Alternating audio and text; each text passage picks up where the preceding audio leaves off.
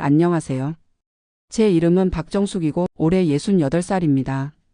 작년 이맘때만 해도 저는 그저 평범한 할머니였어요. 아들 둘, 딸 하나 키우느라 평생을 살았고 매일 아침 7시에 일어나 아침밥 차리고 남편 도시락 싸보내고 집안일 하다가 저녁 또 차리고 그렇게 하루가 가는 정말 평범한 아줌마였죠. 그런데 작년 4월 건강검진을 받고 나서 모든 게 달라졌습니다. 의사 선생님이 저를 보는 표정이 심상치 않더군요. 박정숙 씨, 추가 검사가 필요할 것 같습니다. 그 한마디에 가슴이 철렁 내려앉았어요. 일주일 뒤 다시 병원에 갔습니다. 의사 선생님은 제 눈을 똑바로 보지 못하고 말했어요. 폐암사기입니다. 이미 간과 뼈로 전이가 돼요. 그 뒤로는 아무 소리도 들리지 않았어요. 귀가 먹먹하고 눈앞이 하얘지더군요. 집으로 돌아오는 길에 버스 창문에 비친 제 얼굴을 봤어요.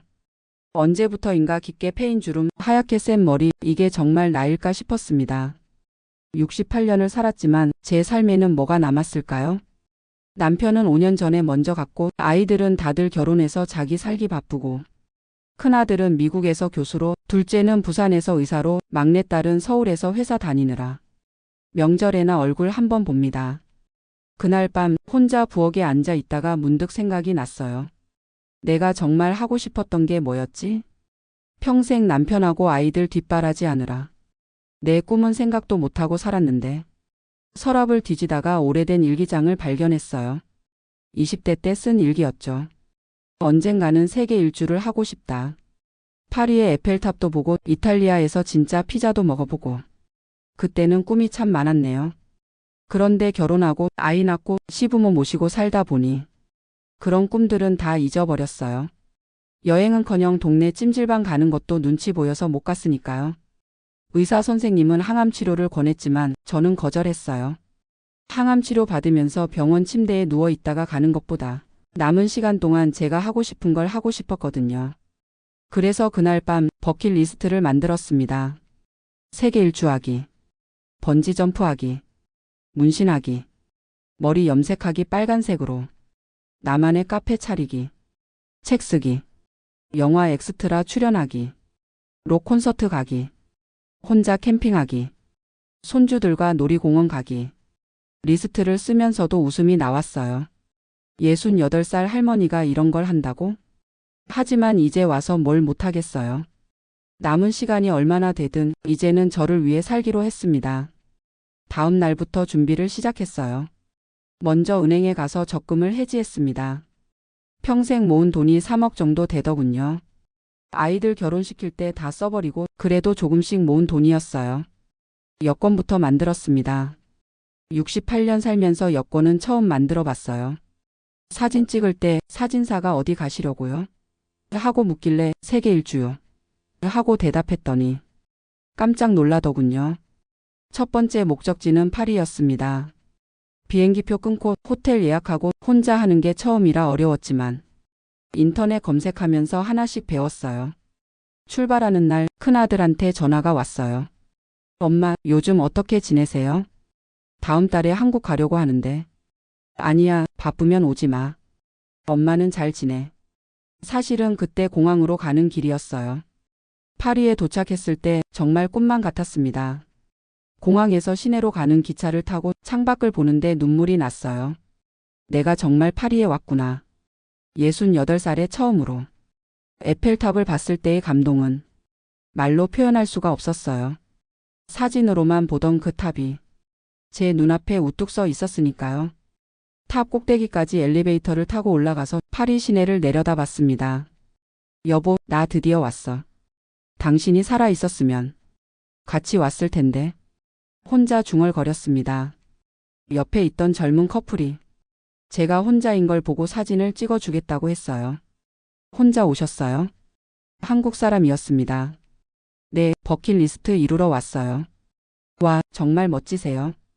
그 말에 기분이 좋아졌어요. 멋지다는 말 얼마 만에 들어보는지. 루브르 박물관에서 모나리자도 보고 세느강에서 유람선도 탔어요.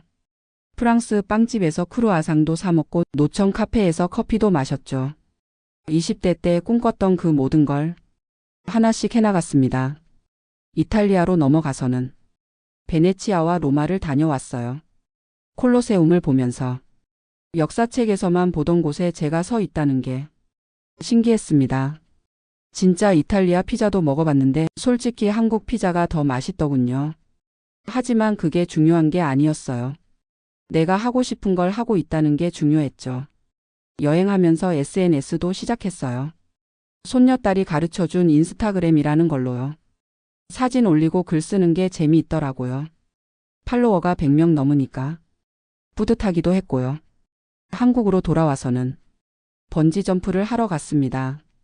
경기도 가평에 있는 번지 점프장. 63빌딩 높이라고 하더군요. 발판에 서니까 다리가 후들후들 떨렸어요. 할머니, 정말 하실 거예요? 직원이 걱정스럽게 물었습니다. 네, 꼭 해보고 싶었어요. 뛰어내리는 순간 정말 모든 게 멈춘 것 같았어요. 바람 소리만 귀를 때리고 심장은 미친 듯이 뛰고. 그런데 무섭기보다는 시원했어요. 평생 짊어지고 있던 짐을 한 번에 내려놓은 기분이었달까요? 그 다음은 문신이었어요. 작은 나비 문신. 손목에 새겼습니다. 할머니가 문신을요? 타투이스트가 놀라서 물었어요. 나비처럼 자유롭게 살고 싶어서요. 미용실에 가서 머리도 빨갛게 염색했어요. 거울에 비친 내 모습이 낯설었지만 20살은 젊어 보이더라고요. 어머니, 정말 잘 어울리세요. 미용사 아가씨가 칭찬해 줬어요. 록 콘서트는 정말 대단했습니다. 귀가 찢어질 것 같은 음악 소리, 펄쩍펄쩍 뛰는 젊은이들 사이에서 저도 같이 뛰었어요. 옆에 있던 20대 청년이 깜짝 놀라서 쳐다보더군요. 할머니 대박이에요. 영화 엑스트라도 해봤어요. 할머니 역할로 하루 종일 촬영했는데 영화에는 3초 정도만 나왔지만 그래도 뿌듯했습니다. 카페도 차렸어요. 작은 컨테이너 카페. 하루에 커피 10잔 정도만 팔지만 제가 직접 내린 커피를 손님들이 맛있다고 해주니 행복했어요. 혼자 캠핑도 갔습니다. 강원도 계곡에 텐트 치고 모닥불 피워놓고 별을 보면서 와인 한 잔. 살면서 이렇게 평화로운 순간이 있었나 싶었어요. 책도 썼어요. 68년 인생 이제야 시작합니다 라는 제목으로. 자비 출판이었지만 내 이름이 적힌 책을 보니 가슴이 벅차 올랐습니다. 그런데 어느 날 몸이 이상했어요. 아침에 일어나려는데 힘이 하나도 없고 숨쉬기도 힘들었습니다. 병원에 가니 의사 선생님이 심각한 표정으로 말했어요. 이제는 정말 치료를 받으셔야 합니다. 하지만 전 마지막 버킷리스트가 남아 있었어요. 손주들과 놀이공원 가기. 막내딸에게 전화했습니다. 주말에 애들이랑 놀이공원 가자. 할머니가 데리고 갈게. 엄마, 갑자기 무슨 일이에요? 그냥 애들 보고 싶어서. 그 주말 손주 셋과 함께 에버랜드에 갔어요. 7살, 5살, 3살. 할머니, 회전 목마 타요. 할머니, 솜사탕 사주세요. 아이들의 제잘거림이 그렇게 예쁠 수가 없었어요. 퍼레이드를 보면서 큰 손녀가 제 손을 꼭 잡고 말했어요. 할머니, 사랑해요. 그 순간 눈물이 핑 돌았습니다. 할머니도 너희들을 정말 사랑한단다. 집으로 돌아오는 길 차 안에서 잠든 아이들을 보면서 생각했어요. 이제 정말 시간이 얼마 남지 않았구나. 다음 날 새 아이에게 전화했습니다. 다음 주에 다들 시간 좀 내줄 수 있니? 엄마가 할 말이 있어. 무슨 일이에요, 엄마? 다들 걱정스러워했지만 전 그저 웃으면서 말했어요. 그냥 얼굴 보고 싶어서. 아이들이 모두 모인 날 제가 지난 1년 동안 한 일들을 얘기했어요.